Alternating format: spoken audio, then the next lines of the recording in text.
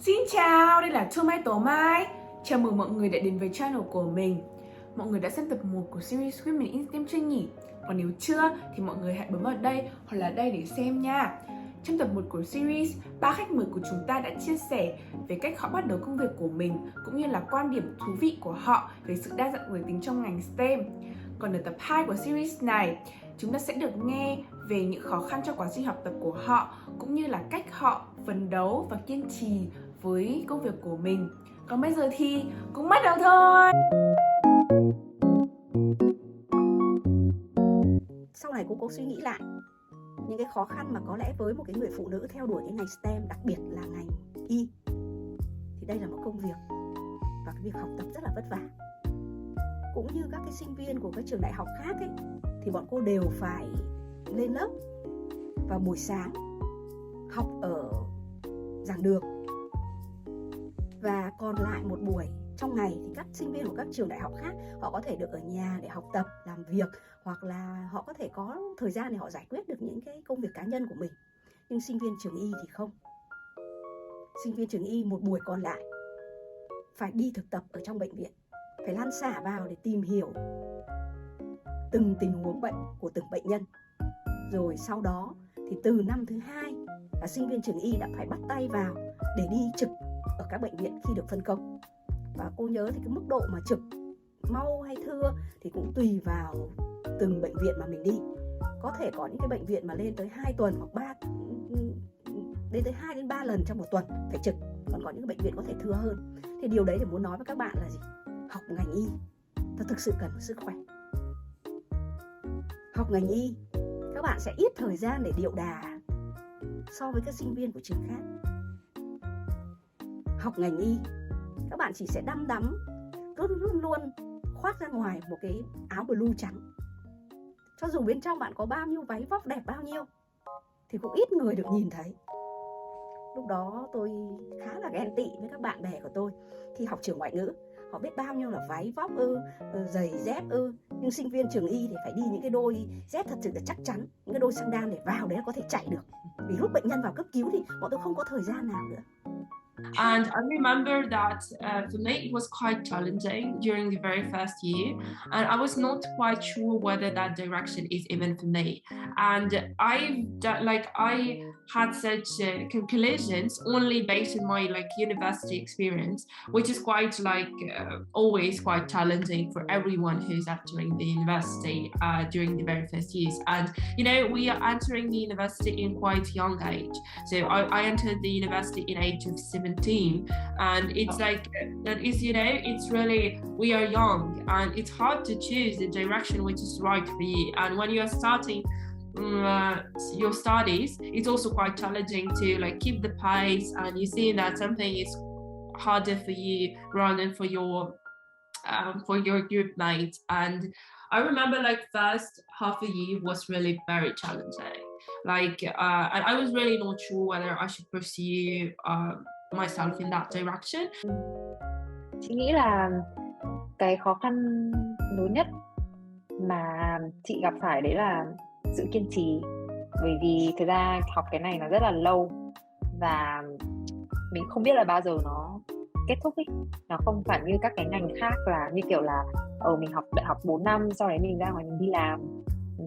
Còn bọn chị là học đại học xong này còn phải học lên cao học này, học cao học không biết mất bao lâu này. Sau khi học cao học xong thì còn phải đi làm những cái như kiểu là postdoc thì cũng kiểu như là rất là đa dạng ấy. Có người làm postdoc khoảng 2-3 năm, có người làm 5-6 năm.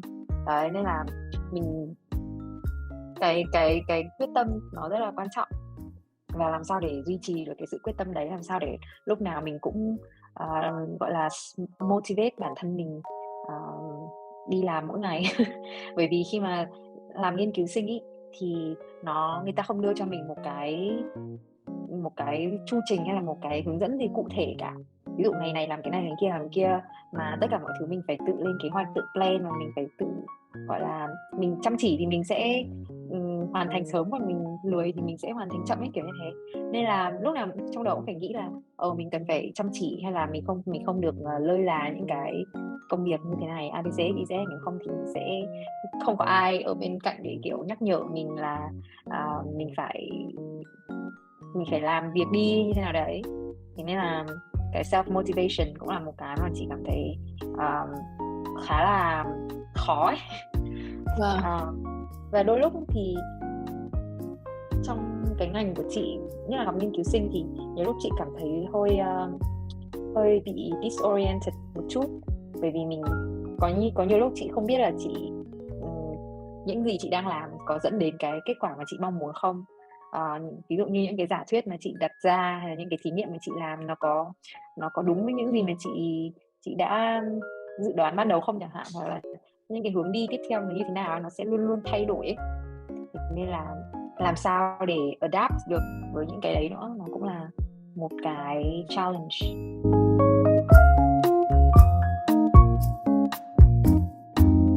Đó chính là cái thời điểm mà sau khi cô đi du học ở Nhật về, thì có thể thời bọn cô nó khác thời bọn con hiện nay rất là nhiều.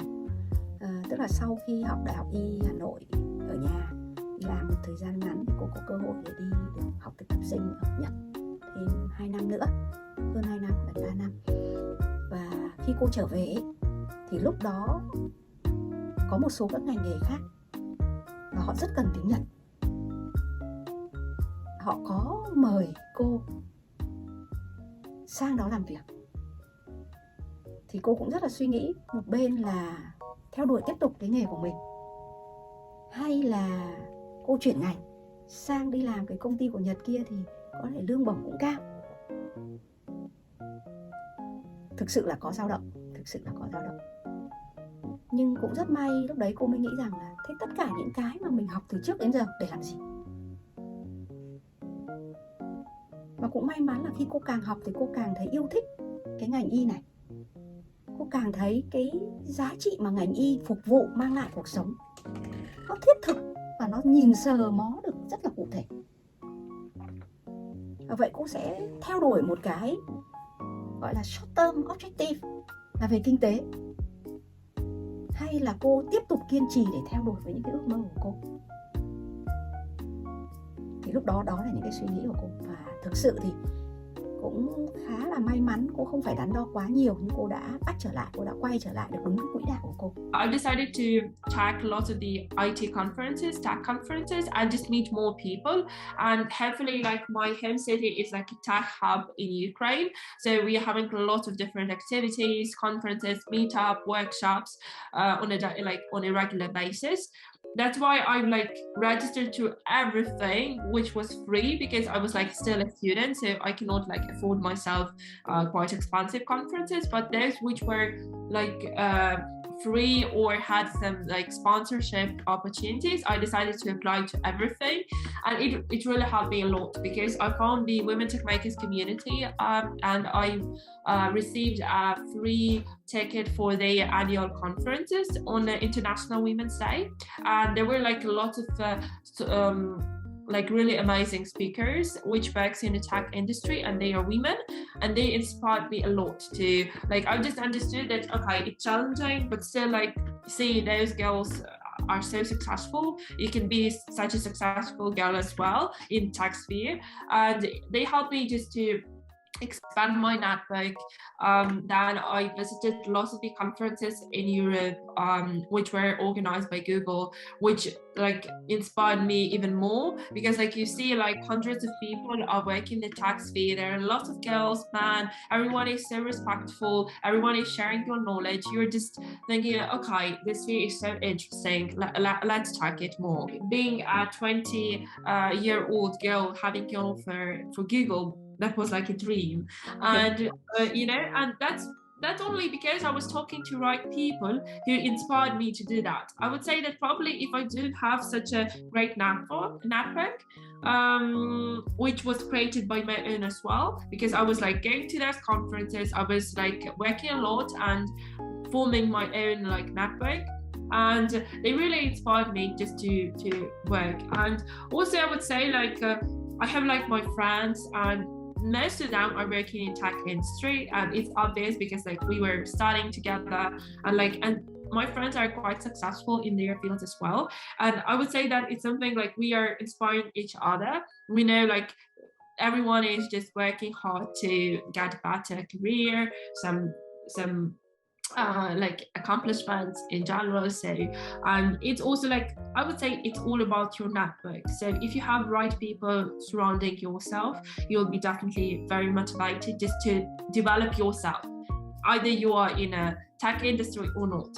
In my particular case, that was definitely my network, my friends, everyone who inspired me, and also the tech industry itself. It's so fast moving, it's so interesting, lots of things are happening each day. Chị nghĩ là nếu mà có bạn bè xung quanh, peer pressure, khi mà mình thấy những người xung quanh mình đang tiến về phía trước, mình lại không có một tí tiến bộ nào thì mình sẽ cảm thấy là không ổn, đúng không? Mình phải đuổi theo họ.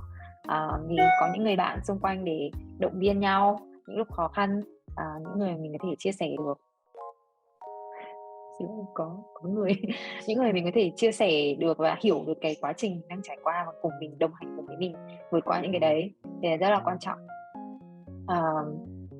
Cái điều nữa đấy là chị ở bên này chị sống một mình và chị luôn luôn hướng về gia đình của mình ở Việt Nam, thế nên là chị kiểu chỉ mong là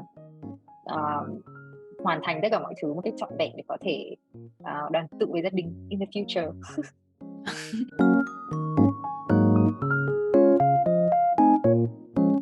Tôi muốn khẳng định với các bạn rằng đó là những cái ý tưởng dũng cảm, đó là những cái ý tưởng hoàn toàn rất đáng được khích lệ. Right now, I would say that good time management and setting your priorities is the key thing. Nếu mà mọi người constantly work on cái gender, cái equality, cái diversity thì dần dần nó sẽ trở thành một cái gì đấy nó to lớn hơn.